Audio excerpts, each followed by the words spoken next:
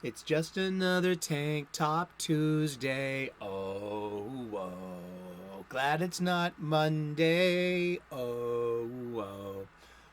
Looking forward to Wednesday. Enough with the song parodies, Pika.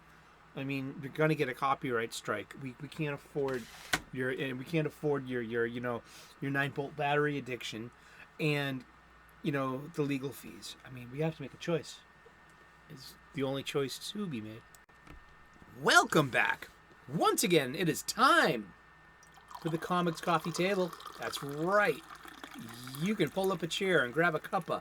Whatever it is you're shoving under your nose today there, Pally. And we're going to leave the real world's problems over there. We're going to come all the way over here. We're going to sit down at our Comics Coffee Table and enjoy the company and enjoy the funny books, the comics, the floppies, the periodicals. Good to see you all out there today. We are rebagging, reboarding, reboxing my entire comic book collection. Along the way, I've gotten back to going to my local comic book shop. That's what the show is about. It's about reminding you, hopefully, the importance of the local comic shop, the LCS. And it's like the fulcrum of our culture as comic book. YouTube and these YouTube shows, I don't know if they're replacing that level of conversation. They can here and there, sure. But it lacks... it's lacking in a way. It's not like going to the shop itself, talking to actual people in person. There's something about literally being in the same physical space and seeing what each other are buying. Like, hey, what's in your stack this week? Oh, wow, look at that. Like last week, there's this guy, I'm across the back issue bin across from a dude, and a guy's like, he's about maybe 10 years younger than me or more, but he's got like a kid's son. He looked to be about 8 or 10. It's great. Kids in a comic book shop. Yes. And I'm literally on the opposite side of him. He's looking through it going, he's like just nodding at like what he's seeing, and I pull out what I'm getting. And that Fantastic Four I got last week with the John Byrne cover. I was like, dude, look at this John Byrne art. He's like, yeah. Just like those comic book moments, those comic book shop style moments. That one moment. I really didn't talk to him. I didn't know him. It was there. It passed, but still, here I am talking about it. What a nice moment to share at my local comic book shop. And so I go back there and I use my disposable income there. I not only get my new releases and my back issues, because conventions only come a few times a year. So how are you going to get back issues? Well, you go diving. And if it's not the ones on top, there are boxes underneath. You can also ask the owner and ask the staff and be like, hey, I got a list. Do you have any of these? Me personally, I'm not a speculator. I'm not into it for the value. I'm into it for my own personal curation. Like right now, what I'm into as a middle-aged, Bronze Age baby is to replace lost friends. And so my spinner rack looks like it's 1981 out there with all the Marvel Columbia Bike Contest banner ads I got flying on that thing. I love it. And but it gives me just joy to look at and be like, oh, look at all these. Look at these. I do read them. I bust them out here and there. I love looking at the ads, the letters page, the quality of the art. It's nothing in the world that it spirits me away. And I'm very grateful for that experience. And I'm grateful for you for tuning in. 3 p.m. U.S. Eastern daily. We convene here at this Comics Coffee Table. We take a break together and celebrate our love of comic books, our hobby. Some of it, it's our, for some people, it's their career. Whether you're an artist, a writer, or a comic book shop owner, or even maybe like you drive the truck for the distributor. If that even, I guess that's the UPS driver now. But all the same, while I'm at my local comic book shop, my LCS, I'm getting my supplies there. I need boxes. I need bags.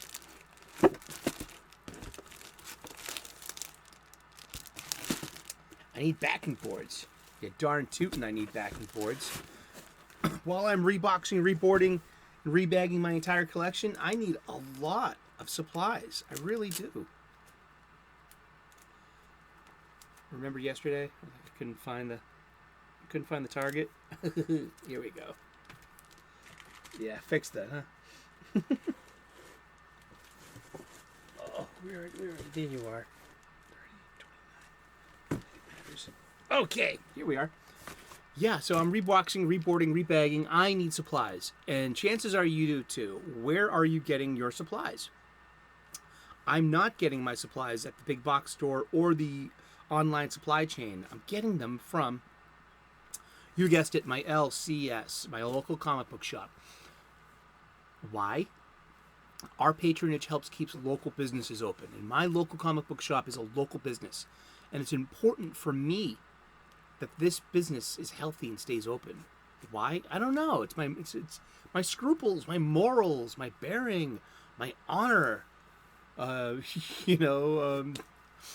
These things that, it's like all these stories revolve around heroism in a way.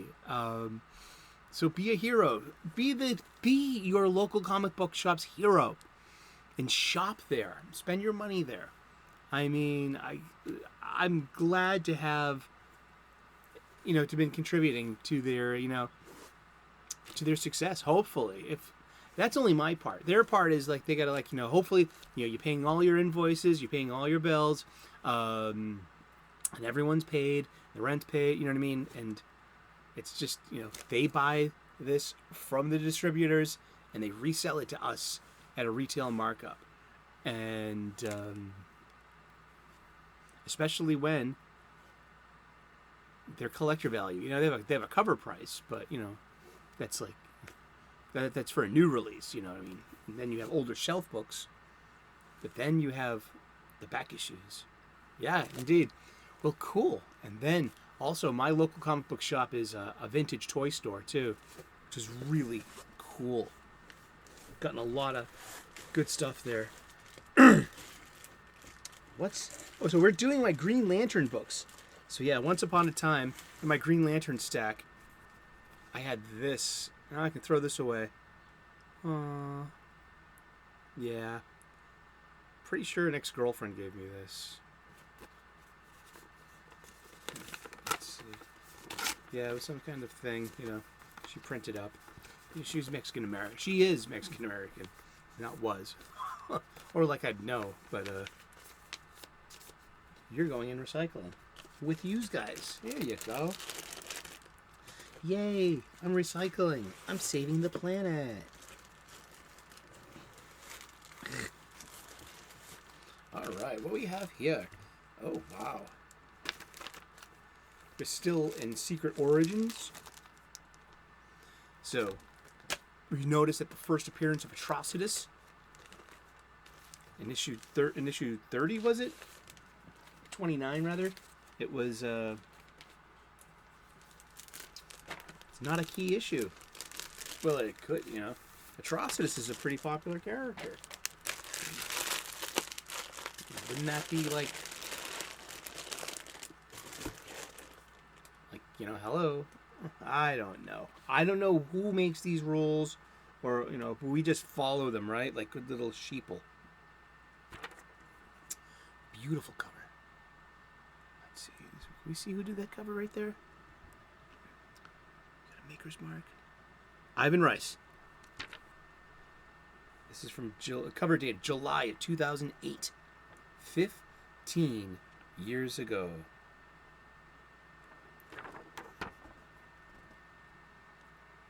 And that's Hector Hammond. There's Tom Calamatu. And there's Carol Ferris. And there's Green Lantern, Hal Jordan. Notice that his emblem hasn't filled in yet with the logo, because this is new. This means that like you get your logo when you graduated. Until then, rookies don't deserve to wear the insignia. That comes in later when you've earned it. And he's got to go to OA and earn it. But Abin Sur dies while transporting Atrocitus, his prisoner. Now Atrocitus is somewhere. And also, we're going to see Black Hand as well, too. This is all leading up to Blackest Night.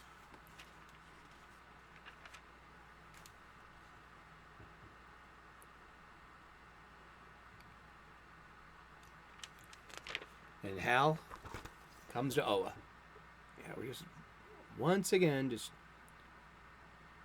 retelling the same story over again. This is probably maybe the third time in my life I've reread this story. You know, I mean, there was Emerald Dawn back in the late 80s. And let's meet Kilowog. Kilowog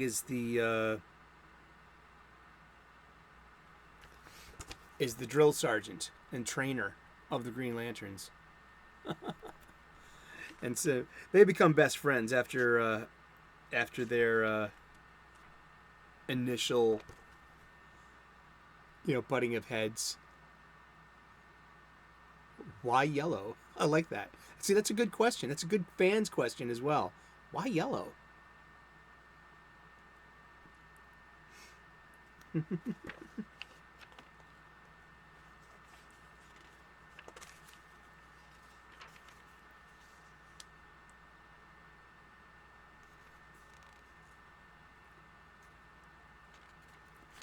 And then he graduates. But he's been off planet for a couple of months. He's been off planet for a little while. And he also gets to meet the ultimate Green Lantern of that time, Sinestro. Sinestro's best friend was Abin Sur. He was Sinestro. So now we're like filling in Sinestro's details and stuff too. Like Sinestro was in love with Abin Sur's sister. And here's Hector Hammond. He's trying to this is alien technology. Remember, Earth has had limited contact with aliens in this history, this reboot.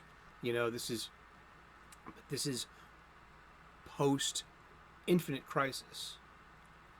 And because Final Crisis doesn't really reset anything. It brings the multiverse into play to help save the day. Like Darkseid's fall kind of breaks the multiverse. And it's up to the heroes of the multiverse to unite. Look at that, we got Batman, Nolan's Batman. The Dark Knight in theaters, July 18th.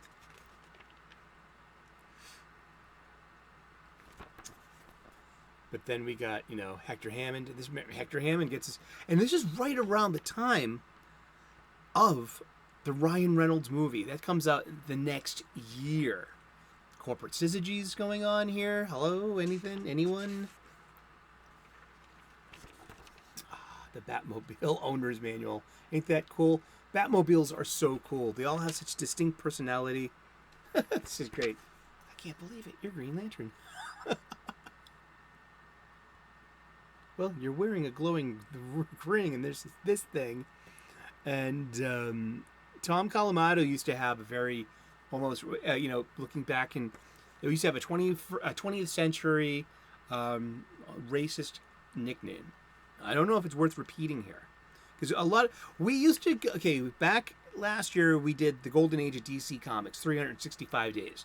And I had a big caveat saying hey, we are looking into the past. We're looking into the 1930s and 40s and sometimes 50s, where there were a lot of racial stereotypes. And there was a Tom Kalamadu is of Inuit descent, what we traditionally call Eskimo people. That may or may not be a racist term at this point in history. I hope, not. Maybe I don't know. I mean, it's hard to keep up with everyone's like things, man. So Tom Kalamadu, and there used to be a dessert called the Eskimo pie, and it had the mascot had parka, rounder face, almond eyes, maybe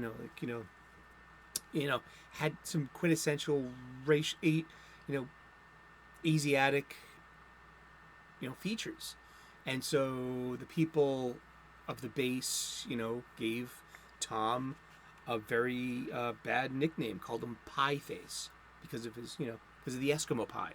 I think that was it.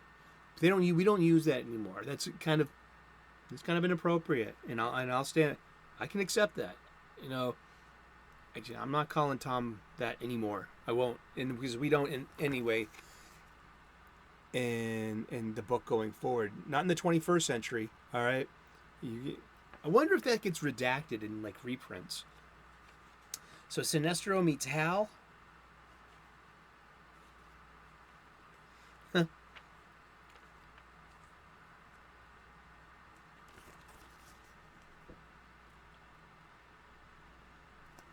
And this is where they're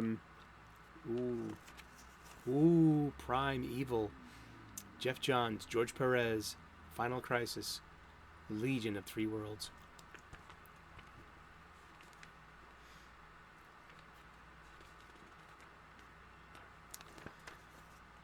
The dawning of Hector Hammond as a bad guy and his powers. He's reading their minds. He's seeing Carol really loves him. Hal's really the Green Lantern. Ambush bug and a fake ad. That's funny. And then we see Atrocitus. 66 miles outside of Coast City. He escaped from Abin Sur's spaceship. And also, we've got William Hand coming back. The Black Hand. Look at these Teen Titans up top there. Exactly who's who and what's what. We got Kid Devil, Blue Beetle, Kid Eternity, Miss Martian, Wonder Girl. And we're going to have some disposable kids. So, yeah, pretty disposable characters. There was like a Power Boy that was like a Power Girl alternate from I think he was from Earth 3. But he was really from Apocalypse or something. See, comic books get really convoluted. We should look that up. So yesterday we started talking about what a magic ring was. And today, what is a power ring? Is it a magic ring? Okay, well, I guess anyone would define science as magic if they didn't know what science was. Maybe all this time in Earth's past, science was magic.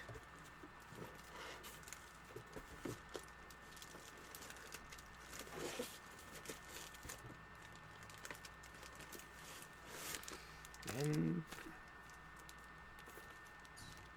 am I missing one?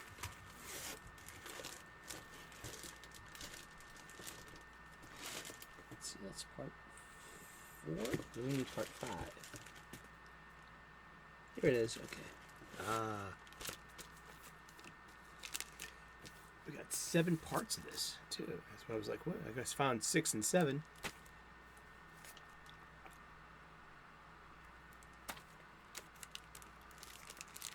A power ring is an object featured in an American comic book published by DC Comics. The power ring first appeared in All American Comics number 16 on July 14th, 1940, with the first appearance of Alan Scott, the Golden Age Green Lantern. And that was described as a magic ring. And you guessed it. I'm reading this from on All Things on Tank Top Tuesday. What are we reading this from? You guessed it. The Wiki! The first appearance of a power ring was in All American Comics number 16, July 14th, 1940. The flagship title of comic book publisher All American Publications. All American Publications was one of two American comic book companies that merged to form the modern day DC Comics. Superheroes created for All American include the original Atom, Al Pratt, Jay Garrick the Flash, Alan Scott the Green Lantern, Hawkman, and Wonder Woman. It's true. And then you had National Comics Publication that had Action Comics, Superman, Detective Comics, and Batman. And so All American Comics was a sister publication. Used the same distributor, had the same, but eventually they just united and became the one National Comics, which changed its corporate name in 1977 to DC Comics. True that. So All American Comics was the flagship of All American Publications, featured the first appearance of Alan Scott, and creator Martin Nodell, and has cited Richard Wagner's opera cycle, The Ring of the Nibelung, and the sight of a trained man's green railway lantern as inspirations for the combination of a magical ring and a lantern. Alan Scott's ring is powered by the green flame, a magically empowered flame containing within a magical alien orb that was found and forged into a lantern in a ring by a lamp maker named Chang. Later writers revised this to be a fragment of an object called the Star Heart, the result of the Guardians of the Universe collecting and isolating most of the magic forces in the universe. Early versions of this ring is shown being powerless against wooden objects. But when the character was being reinvented, beginning with the introduction of Hal Jordan, the magic ring concept was replaced with a scientifically based one. The new version of the ring is created by the Guardians of the Universe, who also created the Green Lantern Corps. No hard upper limits to the rings. The Power Ring's capabilities have yet been demonstrated. It's often referred to as the most powerful weapon in the DC universe. One of my favorite Green Lantern moments was in Kyle Rayner's run, where he's on the rooftop with the JLA, and they're fighting Nero, and they're fighting for the power of the Ion. And Kyle says to the League, I can split an atom with this, right? And they all kind of had this pregnant pause. Yeah. And welcome to William Hand. Creepy William Hand. And we come back to Hector Hammond. I know Carol Ferris is mine.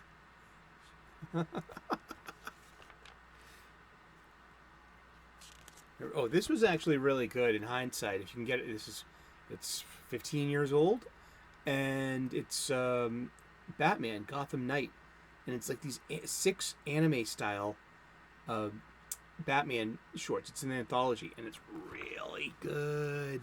I haven't seen that in ages. That's a good reminder to go back and he's not my boyfriend. Your boyfriend's back.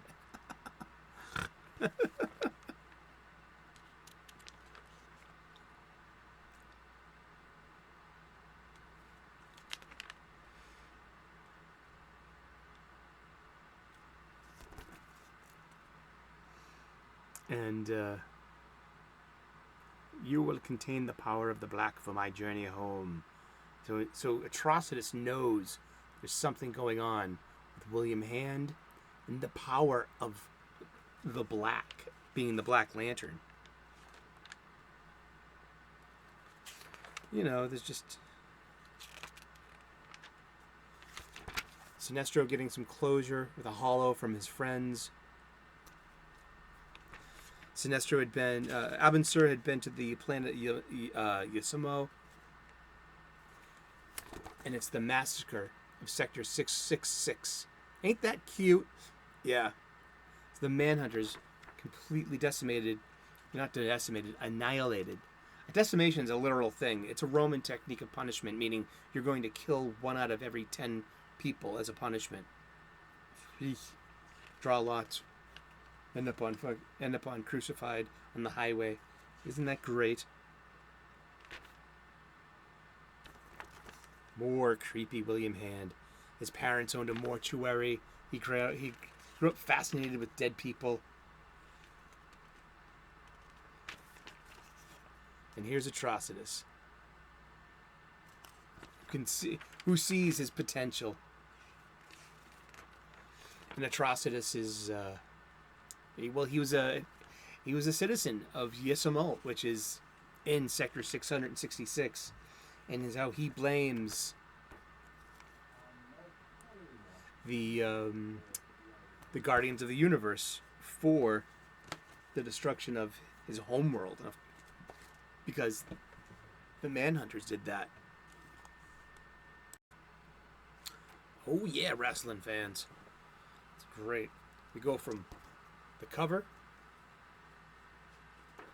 to the inside. We have a video game ad. Video game ads! Yay! For the Xbox 360, we got TNA Impact. Total! Non-stop action! Wrestling! Wrestle! And great art by Ivan Rice. I mean, this is just great. So whatever device that Atrocitus had just leached the power out of Sinestro and Hal's rings. And isn't that cute? We got Black Hand hiding behind the headstones of Hal's parents.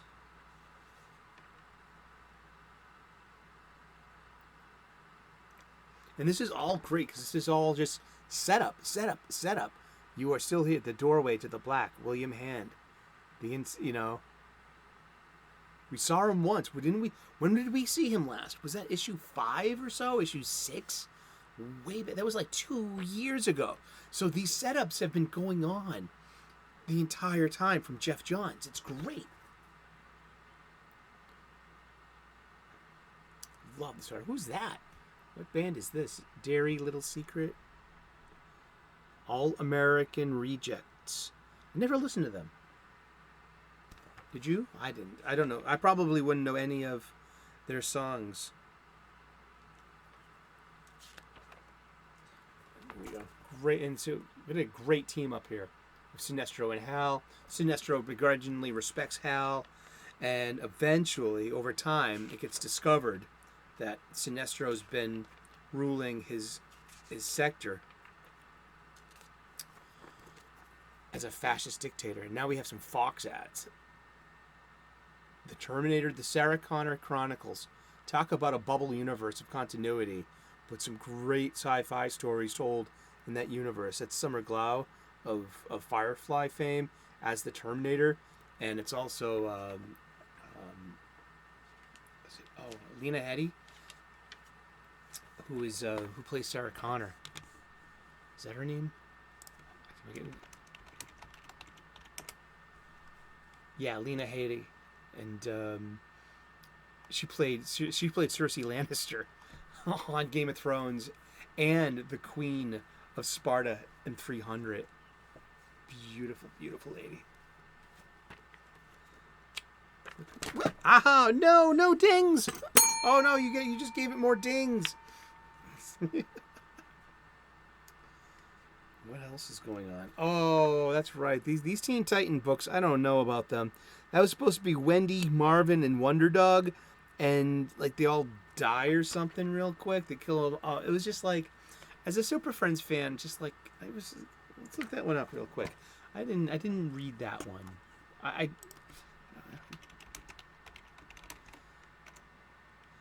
62. Wendy, Marvin. Here we go. Teen Titans Volume 3, number 62. Who is Wonder Dog? I think Wonder Dog's an alien. And who wrote this? It was Sean McKeever with pencils by Eddie Barrows, who's just wonderful. Yeah.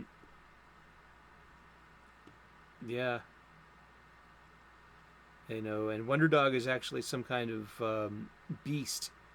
And Wendy has entered the room and finds that Wonder Dog has transformed into a hideous monster and has savagely torn out her brother's throat. The beast turns and chases after Wendy. She tries to flee into another room, but Wonder Dog corners her. Wonder Dog leaves the tower and returns to his true master. Wendy and Marvin, they die. Ugh, that's so just terrible. Oh, man. Talk about just, yeah, I mean, talk about ruining my childhood, man. This flew under my radar, too. I loved Ambush Bug. But just like something cute like that, Ambush Bug, you're none. How did I miss that? It's surprising what you miss. You're like, really? There was an Ambush Bug? I missed it? Yeah, you did, didn't you? Should have been paying attention, huh?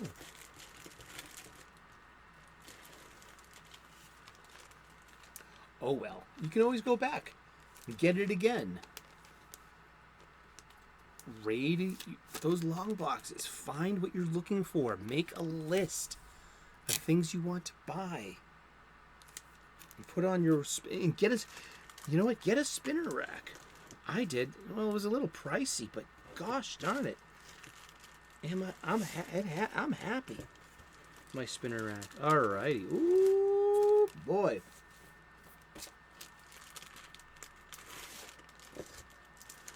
And we're leaving Secret Origins at 7 issues. So we filled up most of this year. This year between the Sinestro Corps War and the Blackest Night.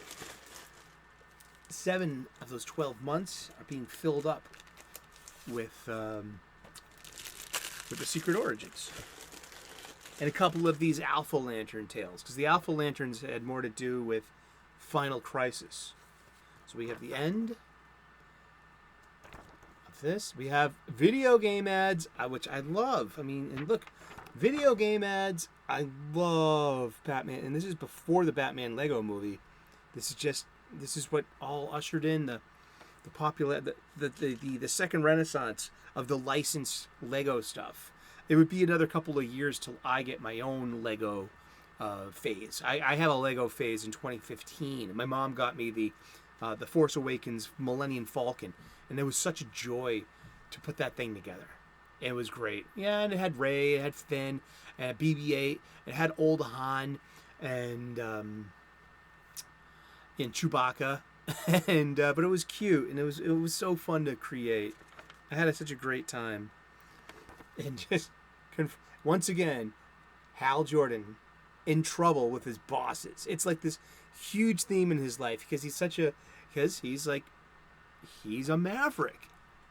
The whole Top Gun thing is playing into effect here, and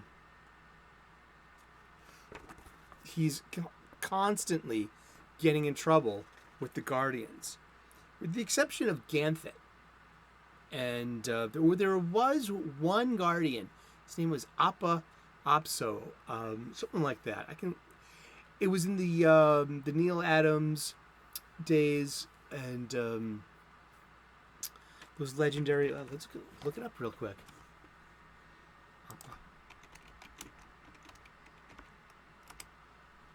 No, not Appa Opso, not Lhasa Opso. Appa Guardian, Appa Ali Apsa, and the old timer, and his first appearance. It was from the Denny O'Neil, Neil Adams. His first appearance was Green Lantern Volume 2, number 76. But then he comes and joins Green Lantern and Green Arrow on their hard traveling heroes quest. And then later on, he goes crazy. And he becomes the Mad Guardian. Yes. These Guardians are like very, very ancient. So that's the last chapter of Secret Origins. But it's Miss Ferris Jordan, not Carol. I don't date employees. Get in the air right away, Miss Ferris. And she's got to be the boss now, because she's inherited Her dad's passed away. She's inherited Ferris heir, so she's the boss now. Hector Hammond is under lock and key. And William Hand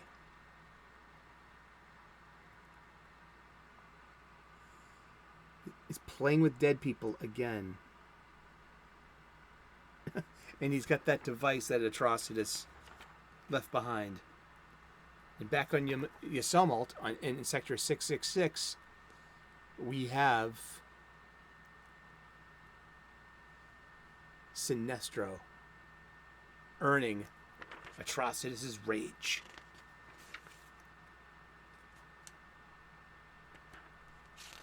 That's great. And here's Hal's brother. I want to let you in. This is his brother Jim. Aw. Because he's sharing with his brother, and he's letting his brother in on the secret. That's really nice. Talk about a series I didn't read. Busiek Bagley's Trinity. Yeah, I kind of wasn't into that. Because this next issue isn't canonically in the Green Lantern volume, but I did it anyway. And we'll get more on it later, but because we got to wrap this one up.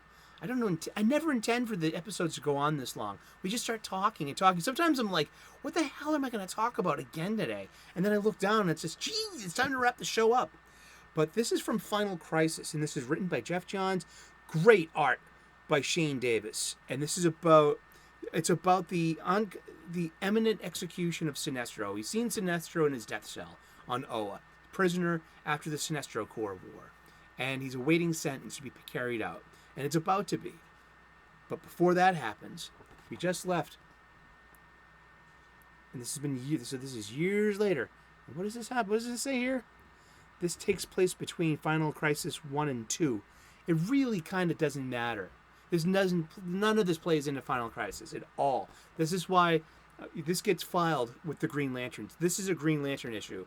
This could be Green Lantern issue 35.1, in my humble opinion. Because on issue 36, we start something called the War of Light. Technically, the rage of the Red Lanterns. And so now we're going to see the Red Lanterns rise.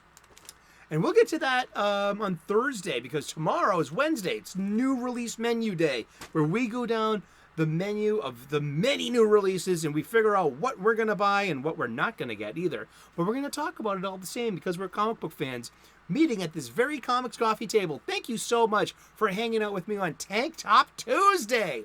For all the ladies, or for all the humans that require seeing a geeky guy in a tank top talking about comic books, because it's out there. You're out there, and you need your programming as well. Thank you so much for tuning in today. God bless. Namaste. Good luck. Please like and subscribe. I would love to earn your subscription. We make daily content here. We talk about comic books every day, 3 p.m. U.S. Eastern. Join us. You are more than welcome. Cheers. We'll see you later in those funny pages. Ciao. Bye-bye.